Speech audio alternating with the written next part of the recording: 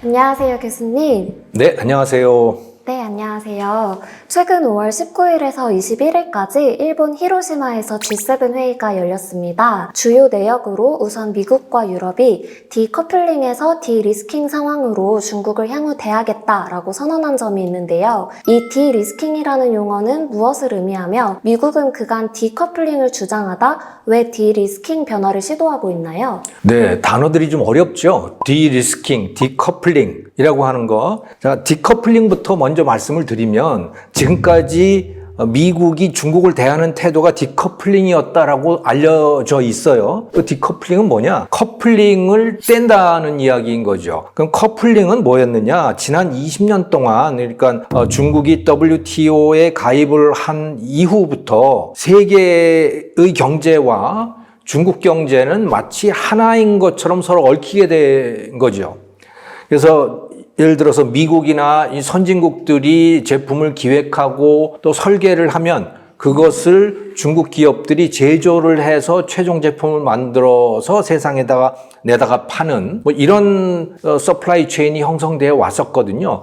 이런 관계를 커플 관계다. 그래서 커플링이라고 말을 해왔어요. 그런데 트럼프 행정부 때부터 들어서 미국이 본격적으로 중국을 잘라내기 시작했습니다. 그래서 중국에서 수입되는 물품에 대해서 25%의 고율 관세를 매긴다든가 하는 이런 것들이 있어 왔죠. 그것을 커플 관계를 잘라낸다고 해서 디커플링이라고 불렀던 거예요.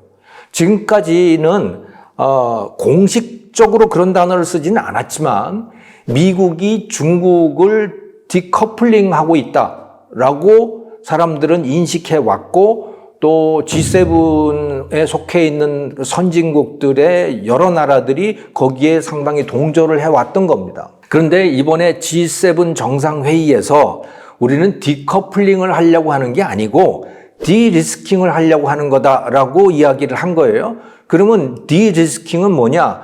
리스크에다가 DE라고 하는 접두사를 붙인 거죠. 그럼 DE가 들어가면 뭘 안 한다, 뭘 없앤다, 뭐를 파괴한다, 뭘 반대로 한다 이런 뜻이거든요. 그러니까 리스크가 있는데 그 리스크를 없애겠다라고 하는 거예요. 사실은 뭐 말장난 같은 것인데 지금까지는 디커플링이라고 당신들이 알아왔지 않느냐. 그런데 우리는 중국하고의 관계를 완전히 잘라내려고 하는 게 아니다. 중국하고는 경제협력을 계속 하는데 다만 리스크가 있는 것들에 대해서는 특별히 위험한 것들에 대해서는 특별한 조치를 하겠다라고 하는 뜻인 겁니다. 그 말뜻을 보면 그러면 그 특별한 것은 뭐냐? 그게 말하자면 반도체라든가 2차 전지라든가 이런 것들인 거예요. 그런데 사실은 따지고 보면 지금까지도 미국이 중국에 대해서 특별한 제재를 가했던 것들은 다 반도체, 2차 전지 뭐 이런 것들이지 또 뭐 히토류라든가 뭐 이런 것과 관련된 것들이지 그냥 일반 물품에 대해서는 특별히 뭘 한 게 아니에요. 예를 들어서 그래서 애플이 여전히 중국에 가서 비즈니스를 하고 있단 말이죠. 여전히 중국 공장에서 애플 제품을 만들고 중국에서 애플 제품을 판매하고 이렇게 하고 있지 않습니까? 그래서 사실은 지금까지도 그 디리스킹을 하고 있었던 거예요. 말하자면 그 단어를 굳이 쓴다면. 그런데 이번에 G7 정상회의가 그것을 더욱 강조한 것이다. 이렇게 보시면 되는 거죠. 사실상 디리스킹을 해왔지만 이번에 확실히 한 번 더 짚어준 셈이 된 거네요. 그런 셈이에요. 그런데 사실은 그 디리스킹이라고 하는 단어가 아주 어색한 단어입니다. 살짝 어색한 감이 있긴 하네요. 네. 그렇지만 그래도 이 디리스킹으로 인해서 국제관계가 조금 풀리는 조짐이 생긴 것 같기도 한데 왜 중국은 이에 비난하고 나섰나요? 중국의 입장에서는요, 말장난인 거예요, 이게. 왜냐하면 지금까지하고 달라진 게 뭔데? 라고 하는 입장인 거죠. 그리고 이번 G7 정상회의에서 이 디리스킹과 동시에 그 내용 속에 들어갔던 것이 소위 이코노믹 코어션이라고 하는 겁니다. 경제 강압. 그러니까 중국은 경제 강압을 해서는 안 된다라고 하는 내용이 그 공동성명에 들어간 것이고요. 중국이 이 회원국이나 또는 다른 누군가에게 부당하게 이코노믹 코어션, 경제 강압을 가할 경우에는 공동 대응하겠다라고 하는 발표를 한 거예요. 지금까지는 그런 걸 안 했거든요. 공동 대응을 하지 않았어요. 예를 들어서 중국이 호주에서 석탄 수입 안 하겠다라고 했을 때 다른 나라들이 공동 대응을 했느냐? 안 했거든요. 그냥 그 나라만 당했던 거죠. 그런데 이제는 공동 대응을 하겠다고 본격적으로 선언을 한 거예요. 그러니까 중국의 입장에서는 야, 니네들 뭐 하는 거냐? 말은 디리스킹이라고 해놓고 우리 계속 더 조이는 거 아니야?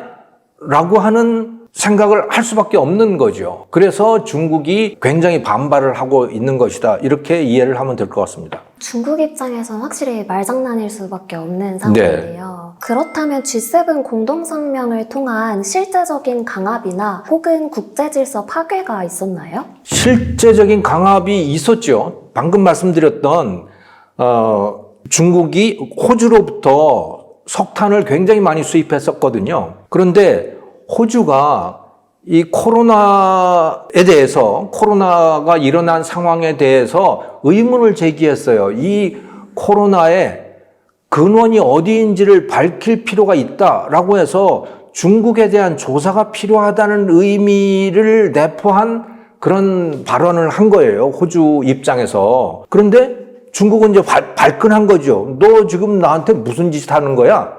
너 나한테 명예훼손하는 거 아니야? 뭐 이런 식으로 받아들인 것이고, 그래서 중국은 호주로부터의 석탄 수입을 차단을 했죠.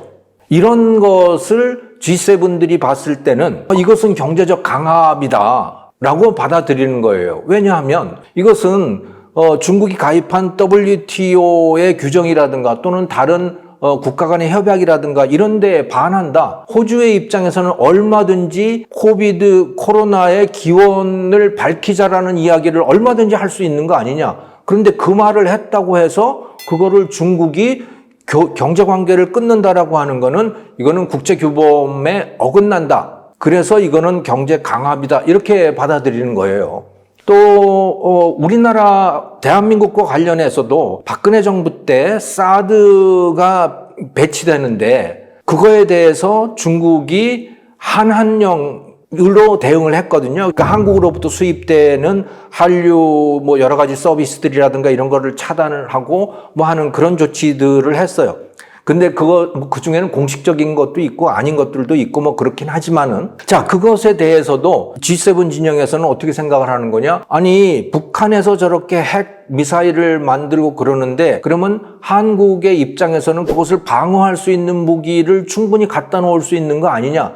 그게 중국한테 위협이 된다고 해서 스스로의 방어 수단을 갖추지 못하도록 하는 거는 그건 국제규범에 어긋난다. 그래서 그렇게 했다고 해서 교류를 끊는다든가 하는 거는 이거는 강압이다. 이렇게 받아들이는 겁니다. 네. 근데 중국의 입장에서는 그거에 대해서 별로 말이 없는 거죠.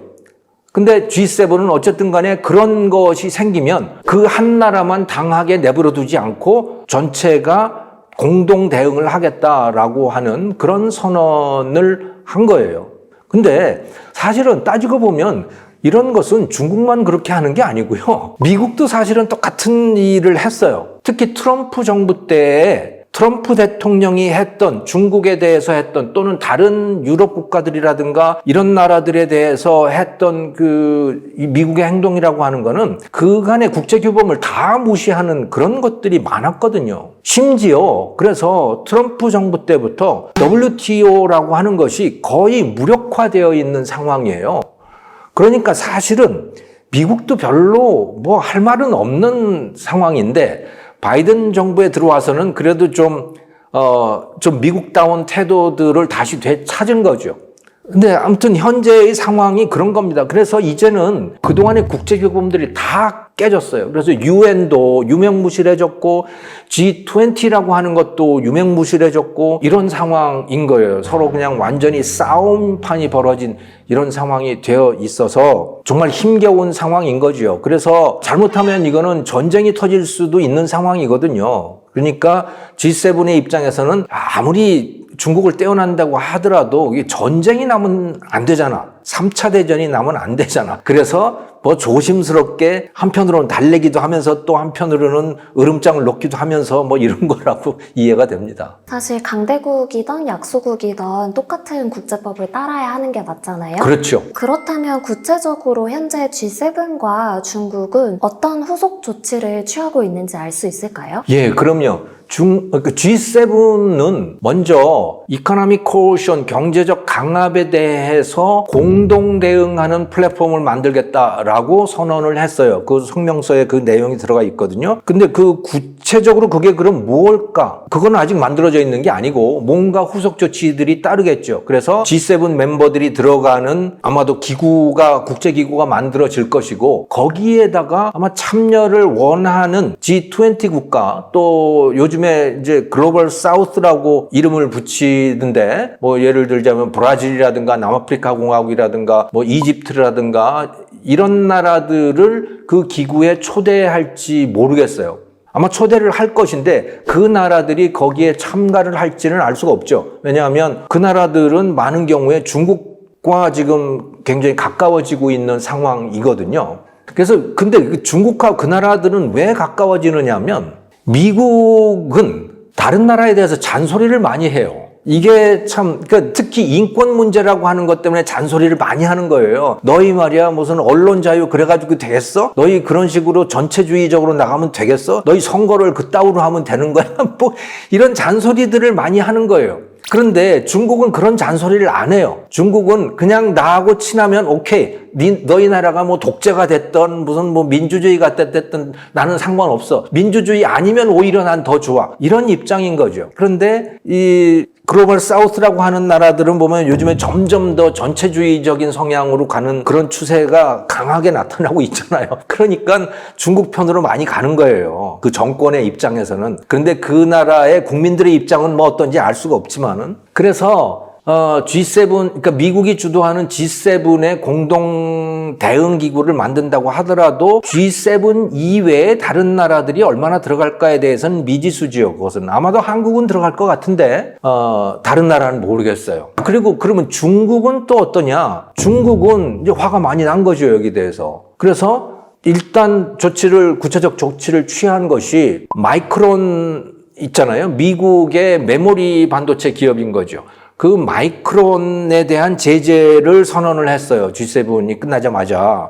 그래서 중국의 대기업들 또 중국의 클라우드 기업들 알리바바라든가 텐센트라든가 이런 데를 말하는 거죠. 그런 데들은 마이크론이 만든 메모리 반도체, D램 반도체를 써서는 안 된다라고 제재를 가해 놓은 상태예요.